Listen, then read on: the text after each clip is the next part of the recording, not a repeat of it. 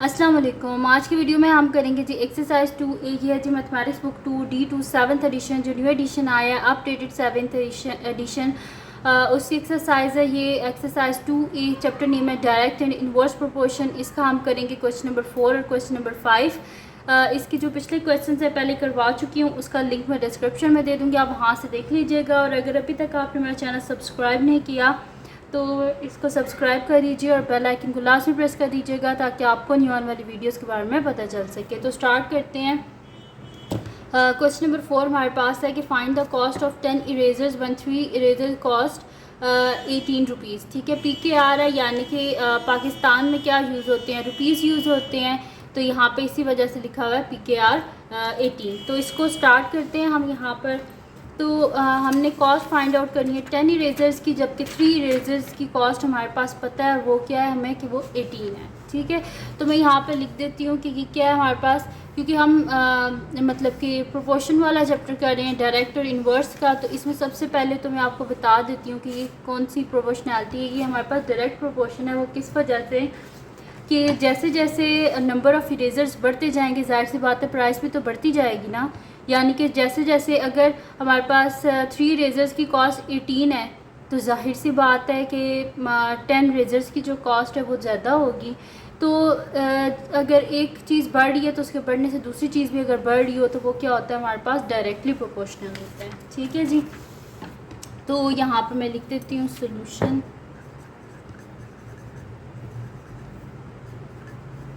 अच्छा जी, मैं यहाँ पे लिख देती हूँ कि the number of erasers is directly proportional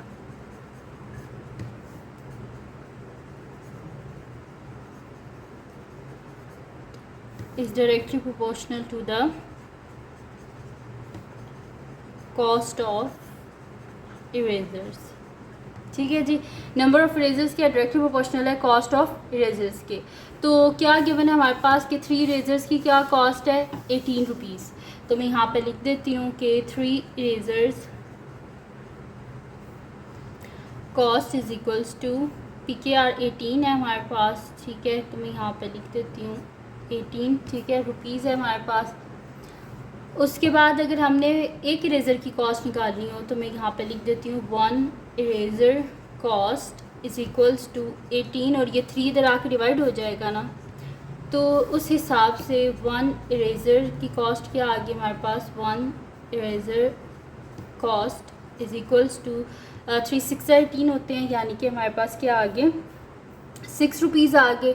तो 10 इरेज़र्स की क्या कॉस्ट होगी, 10 erasers cost is equals to both side पे क्या कर देंगे 10 से मल्टीप्लाई, तो यहाँ पे क्या हो जाएगा 6 into 10 which is equals to 60। और हमारे पास जो क्वेश्चन है वो किस में गिवन है, पाकिस्तानी रुपीज़ यानी कि PKR। तो मैं यहाँ पे लिख देती हूँ which is equals to PKR 60। ठीक है, तो ये आ गया हमारे पास 10 इरेजर्स की कॉस्ट। ठीक है, तो 10 erasers cost is equals to Pakistani 60 rupees. उसके बाद अब इसका नेक्स्ट जो पार्ट है उसको देख लेते हैं। नेक्स्ट पार्ट हमारे पास जो इसका वो है कि 1 kg of sugar one B kg of sugar cost 55 rupees. ठीक है, पाकिस्तानी रुपीज़। तो इसको भी हम सॉल्व कर लेते हैं, नेक्स्ट शीट पे कर लेती हूँ। ये मेरे पास A पार्ट का सोल्यूशन था, अब हम B पार्ट का भी कर लेते हैं। मैं यहाँ पे लिख लेती हूँ सोल्यूशन 4 का B पार्ट। ठीक है जी, तो इसमें मैं यहाँ पे लिख देती हूँ कि द मास ऑफ शुगर। यहाँ पर भी देखें कि जाहिर सी बात है जितनी शुगर इंक्रीज़ होती जाएगी उस हिसाब से उसकी प्राइस भी क्या होती जाएगी, इंक्रीज़ होती जाएगी ना। तो ये क्या है फिर डायरेक्टली प्रोपोर्शनल है। तो लिख देते हैं यहाँ पे कि the mass of sugar is directly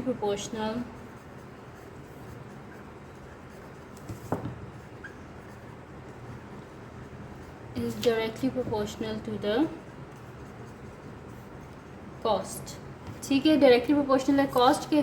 उस हिसाब से क्या लिखा हुआ है कि 1 kg of sugar one B kg of sugar cost PKR 55। तो मैं यहाँ पे लिख देती हूँ कि B kg of sugar is equals to हमारे पास क्या है 55 रुपीज़। तो यहाँ से मैं अगर निकालूँ 1 kg तो जाहिर सी बात है बी इधर आके डिवाइड हो जाएगा, तो 1 kg of sugar is equals to 55 divided by b. ठीक है, जाहिर सी बात है जब मैं इधर 1 करूँगी तो बी इधर आ क्या हो जाएगा, डिवाइड हो जाएगा, या सिंपल कहते हैं कि मैंने बोथ साइड पे क्या कर दिया, बी से डिवाइड कर दिया, तो यहाँ पे 1 आ गया और यहाँ पर आके बी डिवाइड हो गया। अब हमें क्वेश्चन में क्या चाहिए था, a kg ऑफ शुगर, तो बोथ साइड पे क्या करते हैं a से मल्टीप्लाई, तो यहाँ पे हो जाएगा a kg of sugar is equals to 55 by b multiply by a, यानी कि इसका आंसर हमारे पास आ जाएगा 55a डिवाइडेड बाई बी, और हमारे पास किस में है ये PKR में पाकिस्तानी रुपीज़, तो a kg of sugar is equals to 55a by b rupees. ठीक है जी, तो यहाँ पर हो गया हमारे पास इसका जो है बी पार्ट जो है वो भी सॉल्व हो गया। अब हम करते हैं इसका नेक्स्ट क्वेश्चन जो कि हमारे पास है, इसका क्वेश्चन नंबर 5 है कि 5/9 of a piece of metal has a mass of 7 kg, what is the mass of 2/7 of the piece of the metal. तो इसको हम करते हैं, यहाँ पर सबसे पहले वो हमें बता रहे हैं कि अगर 5/9 ऑफ पीस ऑफ मेटल, उसका मास हमारे पास है 7 kg, तो what is the mass of 2/7 of the piece of the metal. जाहिर सी बात है पीस ऑफ मेटल है, जैसे जैसे हम मतलब कि साइज़ मेटल का जो है वो बढ़ाते जाएंगे तो उस हिसाब से उसका जो मैस है वो भी क्या होता जाएगा, बढ़ता जाएगा। जितना ज़्यादा मेटल होगा उतना ज़्यादा उसका मैस होगा, उतना ज़्यादा उसका वज़न होगा। तो उस हिसाब से यहाँ पर हम फिर करते हैं इसको सॉल्व कि हमारे पास इसका क्या आंसर आता है। तो बिल्कुल वैसे करेंगे जैसे पिछले जो क्वेश्चन हैं उनको सॉल्व किया है। तो मैं यहाँ पे लिख देती हूँ कि मेरे पास है इसका सोल्यूशन, तो मैं यहाँ पे लिख दूँगी the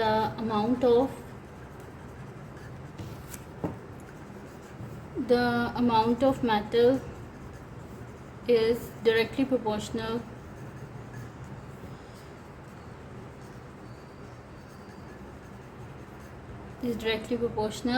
to the mass of metal। ठीक है जी, हम कह रहे हैं कि हमारे पास जो है अमाउंट ऑफ मेटल है वो क्या डायरेक्टली प्रोपोर्शनल है मास ऑफ जो है हमारे पास मेटल। ठीक है, तो यहाँ पर मैं लिख देती हूँ फिर कि यहाँ पर सबसे पहले हमारे पास क्या गिवन है कि 5/9 piece of metal, 5/9 piece of metal is equals to क्या उसका मास है, इज़ इक्वल्स टू 7 kg। ठीक है, तो 5/9 पीस ऑफ मेटल किसके इक्वल है, 7 kg के इक्वल है। तो यहाँ पर अगर मैं लिख दूँ कि अगर मैं एक पीस ऑफ मेटल यानी कि सिर्फ एक पीस मेटल के सिर्फ एक पीस का अगर मैं मास फाइंड आउट करना चाहूँ तो वो किस तरह कर सकती हूँ। मैं यहाँ पे लिख दूँगी कि whole piece of metal is equals to, हमारे पास क्या हो जाएगा, बोथ साइड 5/9 है ना, तो यहाँ पे 1 लाने के लिए हम क्या करेंगे, बोथ साइड पे 9/5 से मल्टीप्लाई करेंगे ना, तो मैं इसे कर दूँगी मल्टीप्लाई बाय 9/5 kg। ठीक है, या इस तरह कर लें कि इधर आप ला के इसको 5/9 से डिवाइड करें। जब डिवाइड को मल्टीप्लाई में चेंज करेंगे तो जाहिर सी बात है 5/9 किस में चेंज हो जाएगा, 9/5 में। ठीक है, इसका रेसिप्रोकल इधर आके मल्टीप्लाई कर दिया है क्योंकि हमें वहाँ पे 1 चाहिए था। तो पीस ऑफ मेटल यानी कि एक पीस मेटल का। ठीक है जी, तो ये मेरे पास क्या हो जाएगा, 7 9 क्या होता है 63 डिवाइडेड बाय 5 kg। अब हमें क्या चाहिए, यहाँ पर क्वेश्चन में लिखा था हमें 2/7 पीस ऑफ मेटल चाहिए, तो मैं यहाँ पे लिख देती हूँ 2/7 piece of metal is equals to, both side पे 2/7 से मल्टीप्लाई कर दें, 63/5 मल्टीप्लाई बाय 2/7 और साथ में आ जाएगा kg। अब जो कटिंग हो रही है वो कर लें, 7 9 से 63 होते हैं और 9 2 से क्या होते हैं 18/5 kg। इम्प्रॉपर फ्रैक्शन है क्योंकि न्यूमरेटर बड़ा है, डिवाइड कर लेते हैं तो 5 3 हो जाएगा हमारे पास 15 और 18 में से 15 को माइनस करें तो पीछे बच जाएगा 3, यानी कि इसका आंसर आ जाएगा 3 होल 3/5 kg। ठीक है, तो ये आ गया हमारे पास इसका आंसर। तो ये थी जी आज की वीडियो जिसमें मैंने आपको करवाया है एक्सरसाइज 2A का क्वेश्चन नंबर 4 और क्वेश्चन नंबर 5। तो अगर ये वीडियो आपके लिए हेल्पफुल है तो इसको लाइक कीजिएगा, मेरे चैनल को सब्सक्राइब कीजिएगा और बेल आइकन को लास्ट में प्रेस कर दीजिएगा ताकि आपको न्यू आने वाली वीडियोस के बारे में पता चल सके। और जो मेरा सेकंड चैनल है जिसके बीच में कुकिंग की, क्राफ्ट्स की, रिडल्स की, ट्रैवलिंग की वीडियोस हैं, उसका लिंक पर डिस्क्रिप्शन में है, उसको सब्सक्राइब कर दीजिएगा और अपनी दुआओं में लाजमी याद रखिएगा। अल्लाह हाफ़िज़।